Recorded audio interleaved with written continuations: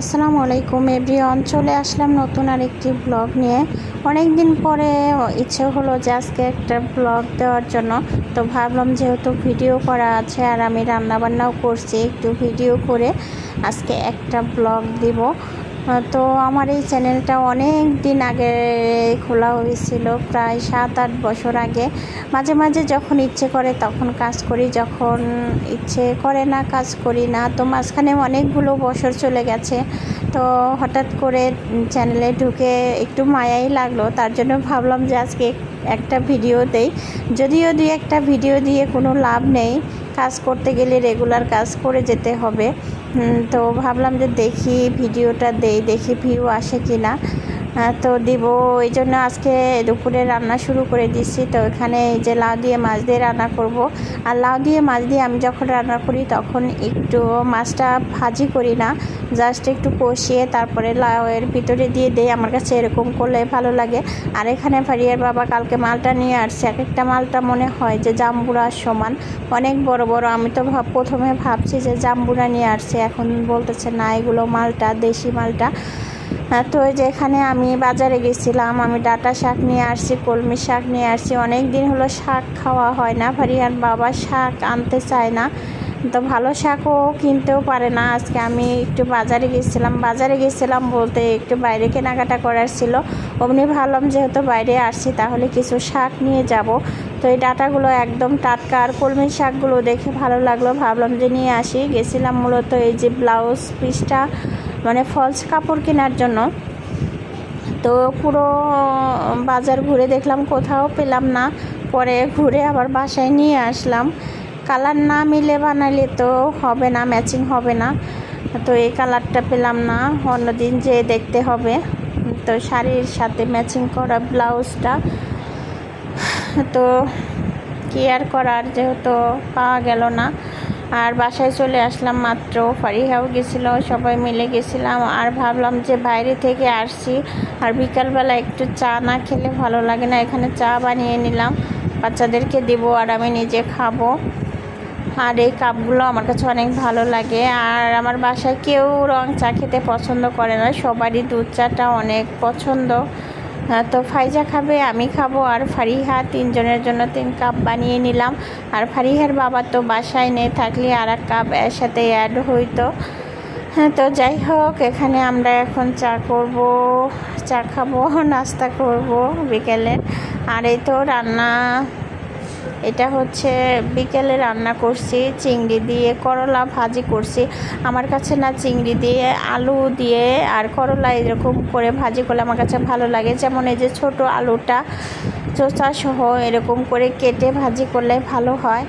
আর চিংড়ি দিয়ে দিলাম আজকে করলা ভাজিতে। চিংড়ি দিয়ে করলা ভাজি করলে ফারিহা পছন্দ করে। আর এখানে এই যে বড় সাইজের যে করলা, এই করলাগুলো কিন্তু তিতা লাগে না। আর ছোট সাইজের করলাগুলো প্রচুর তিতা লাগে, ওইটা আমি নিজেও খেতে পারি না, বাচ্চারা তো ওগুলো খাবেই না।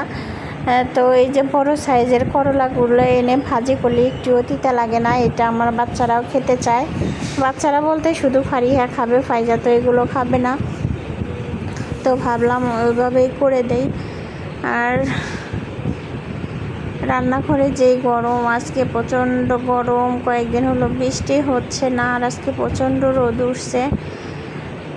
তো ভাবলাম তাড়াতাড়ি রান্নাটা শেষ করি, চা বানাইতেছি, বাসায় গেস্ট আসছে, ভাবলাম যে চা বানিয়ে দেই।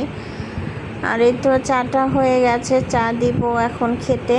আর আমরা রাতে একটু ছাদে গেছিলাম, ছাদে থেকে বাইরে মানে দেখতে এত ভালো লাগে। আর আমাদের বাসা থেকে এয়ারপোর্ট একদম কাছে, সব কিছুই দেখা যায় ছাদে গেলে।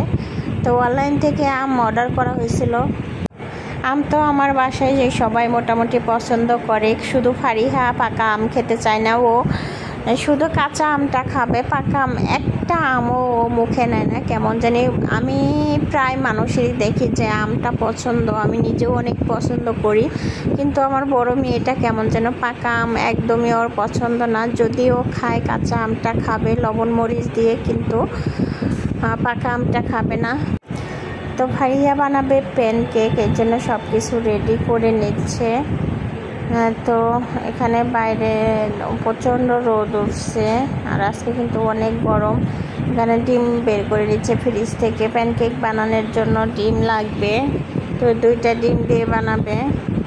তো যদিও মাঝে মাঝে কেক মেক এগুলো ফারিয়া বানায়, কিন্তু সব কাজ আমার জন্য জমিয়ে রাখে। দেখা যায় যে চুলা পারে সব মানে ধোয়া ময়লা করে রাখছে, ওগুলো আবার আমাকে পরিষ্কার করতে হয়, তখনই বিরক্ত লাগে। হ্যাঁ, তো এই তো রেডি করছে প্যানকেক বানানোর জন্য। প্যানকেক কিন্তু বাচ্চাদের অনেক পছন্দ, আমার 2টা মেয়ে অনেক পছন্দ করে। তো ডিমটা ফোম করে নিল। আমার না এগুলো ঝামেলা করতে ভালো লাগে না। ঝামেলা করতে কার ভালো লাগে বলেন? 3 বেলা রান্না করতে হয়, রান্না করার পরে আবার এগুলো কার করতে ইচ্ছে করবে? অত ধৈর্য মানে পাই না যে বাচ্চাদের এইভাবে এটা সেটা সবসময় বানিয়ে দিব। দেখা যায় সকালে রান্না করি, আবার বিকালে রান্না করতে হয়, আবার মাঝখানে এগুলো ঝামেলা আমার কাছে ভালো লাগে না। তারপরেও যখন মন মেজাজ ভালো থাকে, যখন মানে করতে ইচ্ছে করে, তখন অবশ্য দেই। সব সময় ভালো লাগে না তা না, তো যখন ভালো লাগে তখন অবশ্য করে দেয়। বাচ্চারা এক ধরনের খাবার সবসময় খেতেও পছন্দ করে না। আর এখানে একটু মধু দিয়ে নিল, এগুলো মধু দই খেতেই ভালো লাগে।